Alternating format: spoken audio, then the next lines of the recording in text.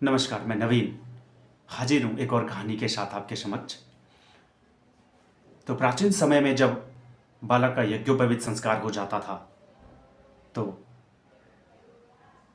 बालक को गुरुकुलम में भेजा जाता था, क्योंकि उस टाइम कॉन्वेंट जैसे स्कूल की कोई व्यवस्था नहीं थी जो कि आज है। तो प्राचीन समय में एक विद्यार्थी थे वरदराज, जिनका यज्ञोपवीत संस्कार होकर वे गुरुकुलम में भर्ती होते हैं और गुरु के द्वारा उन्हें शिक्षा दी जाती है।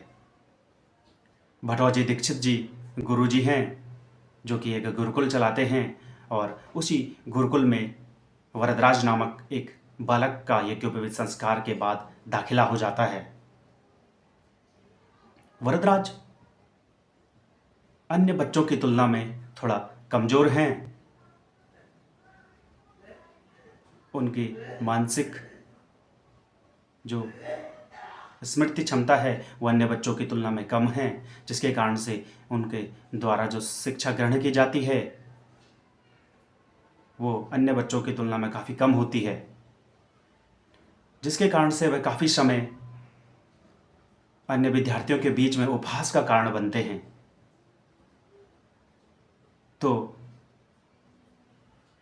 गुरु की बार बार प्रयास के बावजूद भी उनकी बुद्धि का विकास नहीं होता है, जिसके कारण से गुरुजी भी अंततः उन्हें कहते हैं कि वरदराज, आप क्यों ना अपने घर जाकर अपने माँ पिताजी के साथ अपने घर के कामकाज में हाथ बटा सकते हैं। तो वरदराज ने भी अंततः सोचा कि शायद शिक्षा उनके जीवन में नहीं, तो वे भी अपने दिल पर पत्थर रखकर गुरुकुलम से जाने की आज्ञा लेते हैं। तो जैसे गुरुजी आज्ञा देते हैं तो वे अपने घर की ओर चल पड़ते हैं। तो घर जाते जाते वे रास्ते में उन्हें प्यास लगती है और सामने एक कुआं दिखाई पड़ता है, तो वे कुआं की ओर चलते हैं। कुएं के पास जैसे पहुंचते हैं तो उनकी नज़र एक रस्सी पर पड़ती है, जो कि एक पुली से बंधी हुई है, और पुली से रस्सी जो कुएं के अंदर जा रही है उससे नीचे से पानी ऊपर आ रहा है। उससे बंधी हुई एक बाल्टी है और बाल्टी से पानी ऊपर आ रहा है। तो वरदराज एक चीज़ देखते हैं कि जब वह रस्सी उस कुएं की दीवार पे लगे हुए एक पत्थर से बार बार टकरा कर आती है, घिसती हुई आती है, तो वहाँ पर एक निशान छोड़ देती है। तो वरदराज वहाँ आसपास के लोगों से पूछती है कि यह ऐसा कैसे।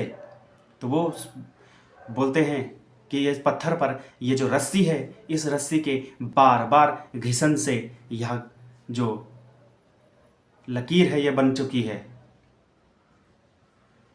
वरदराज आश्चर्यचकित होते हैं और मन ही मन यह सोचते हैं कि जब ये इस कठोर पत्थर पर एक कोमल रस्सी अपनी छाप छोड़ सकती है, अपने बार बार उस पर रगड़न से उसका उस पर एक निशान बन सकता है, तो क्यों ना मैं भी बार बार प्रयास से, बार बार अध्ययन से, मैं बार बार प्रयास से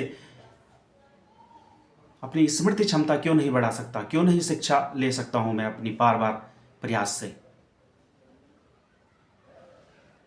तो वरदराज उस रस्सी को देखकर मन में सोचते हैं कि मैं भी क्यों ना बार बार प्रयत्न करके अपनी शिक्षा को और सुदृढ़ बना सकता हूं। तो वरदराज पुनः वापस गुरुकुल में लौटते हैं और गुरुजी से आग्रह करते हैं कि इस बार वह अधिक मेहनत करके दिखाएंगे और परीक्षा पास करेंगे।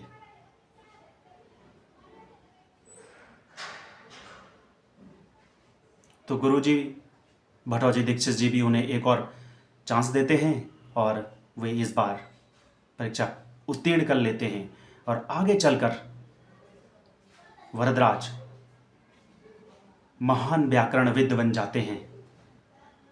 पाणिनि के अष्टाध्यायियों को भी संक्षिप्त रूप से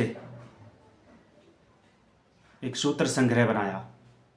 बार बार उस रस्सी की भांति एक कठोर पत्थर पर बार बार प्रयत्न करते हैं तो कठोर पत्थर पर भी निशान छोड़े जा सकते हैं। और वरदराज भी इसी कहानी से प्रेरित होकर जीवन में बार बार अभ्यास करके जीवन में असफलताएं आने के बाद भी दोबारा प्रयत्न करने का प्रयास करते हैं और जीवन में सफल होते हैं। तो कहानी से हमें यह शिक्षा मिलती है कि यदि हम बार बार अभ्यास करें तो जीवन को सुमधुर बनाया जा सकता है। जीवन के उन लक्ष्यों की प्राप्ति की जा सकती है जो लक्ष्य हमने अपने जीवन में बनाए हैं।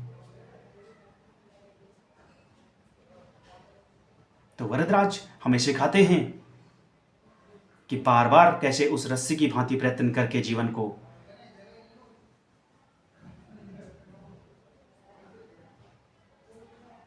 सुदृढ़ बनाया जा सकता है।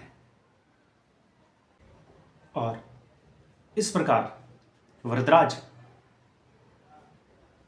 जो कि निरंतर प्रयत्न के बाद, निरंतर अभ्यास के बाद एक महान व्याकरणविद बन जाते हैं, जो कि 3 ग्रंथों की रचना करते हैं जिसमें मध्य सिद्धांत कौमुदी, लघु सिद्धांत कौमुदी और सार कौमुदी हैं।